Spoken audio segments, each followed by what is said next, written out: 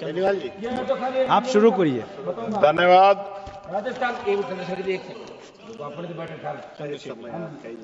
चंद्रशेखर जी आप बताइए, शुरू कीजिए। सामने कोई खड़ा हुआ सर, कैसे बैठ बता? नहीं, ऐसा नहीं होता है। आप चंद्रशेखर जी आप शुरू कीजिए। धन्यवाद। धन्यवाद सभापति जी। सभापति जी, मैं आज अपने कॉलेज के जीवन से शुरू करूंगा सर। जब हम स्कूल कॉलेज जाते थे पढ़ने के लिए, डीवीपीजी कॉलेज देहरादून, मैं और मेरे साथी सर मोटरसाइकिल से जाते थे। मैं, सचिन, सुबोध, फिरोज, नितिन भीगते हुए जाते थे। तो वहां तो बारिश अच्छी लगती थी, लेकिन जब बारिश बाढ़ का रूप ले लेती है सर, भयानक हो जाता है। बहुत सारे लोग घर पे सो नहीं पाते, लोगों के घर उजड़ जाते हैं, इतनी परेशानी। और ये भी मैं कहूंगा सर, आजाद भारत में 75 साल के बाद भी अगर सबको पीने के लिए साफ पानी नहीं मिल रहा है, तो ये हम सबके लिए शर्म की बात है। सरकारों को सोचना चाहिए था कि अगर ये बुनियादी जो जिसमें व्यक्ति का जोर नहीं है, ये कुदरत की देन है, अगर पानी भी साफ नहीं पहुंचा पा रहे हैं, तो क्या हमने लोगों के बारे में सोचा है? सर, मेरे लोकसभा क्षेत्र में बाढ़ से बहुत सारे गांव प्रभावित हैं। हर बार योजना बनती है, लेकिन परमानेंट सोल्यूशन नहीं होता। मालन नदी, कोटा वाली नदी, गंगा बाढ़ क्षेत्र, छोया नदी, शाहपुर कुचियान, लाहक कला, रामपुर चाडा, पीतमगढ़, घोषपुर, बोरकी, रानीपुर, हामिदपुर, माखन सादात, बूढ़ावाला, तुकमापुर, भवानीपुर, चमरावाला, जगुआवाला, तोफिक वाला।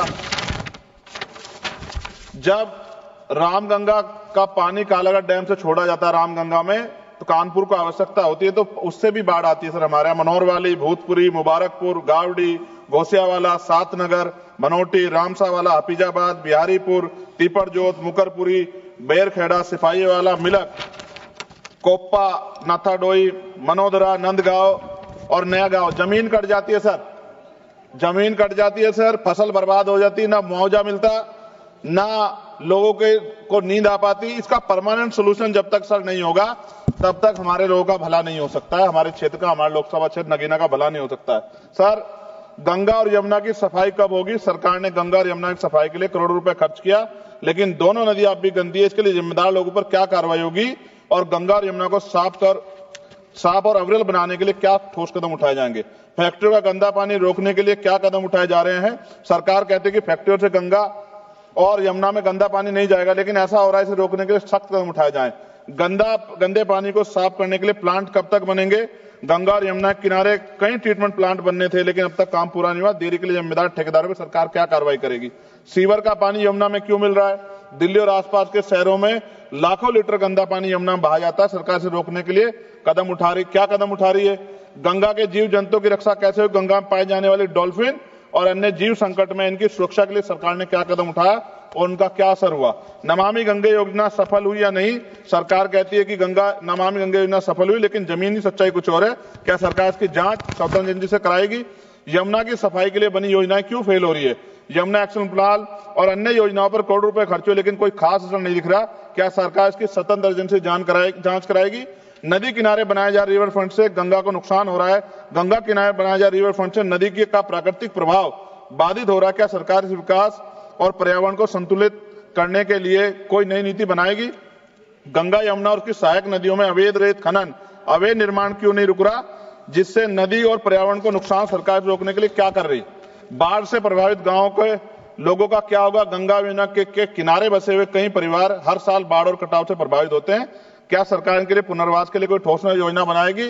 जायसवाल साहब बैठे हैं, बिहार का क्या हाल होता है? 3-3 महीने लोग परेशान होते हैं। गंगा किनारे जैविक खेती क्यों नहीं बढ़ रही? गंगा किनारे जैविक खेती को बढ़ावा देने के लिए बात कही गई थी, लेकिन इसका असर कम दिख रहा है। सरकार इस योजना को सही तरीके से लागू कराने के लिए क्या करेगी? दोनों नदियों के संरक्षण के नाम पर कई योजना बनी, लेकिन उनके नतीजे साफ नहीं दिख रहे हैं।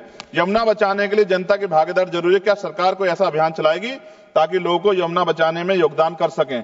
सर, हर घर को साफ पानी कब मिलेगा? सरकार ने हर घर में नल से जल देने का वादा किया था, लेकिन अभी भी कई गांवों में लोग गंदा पानी पीने को मजबूर हैं।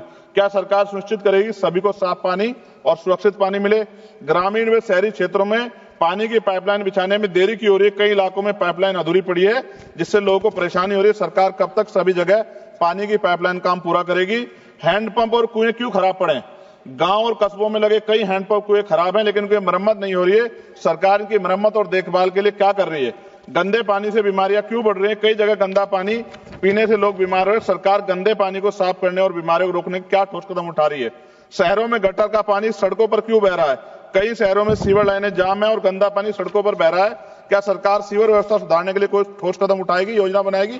खत्म कर रहा हूं सर, आखिरी बार सर, पीने का पानी जो सर नलके में खराब हो गया है, उससे बीमारियां हो रही है, बड़ी गंभीर बीमारियां, लेकिन सरकार का ध्यान इसकी तरफ नहीं है।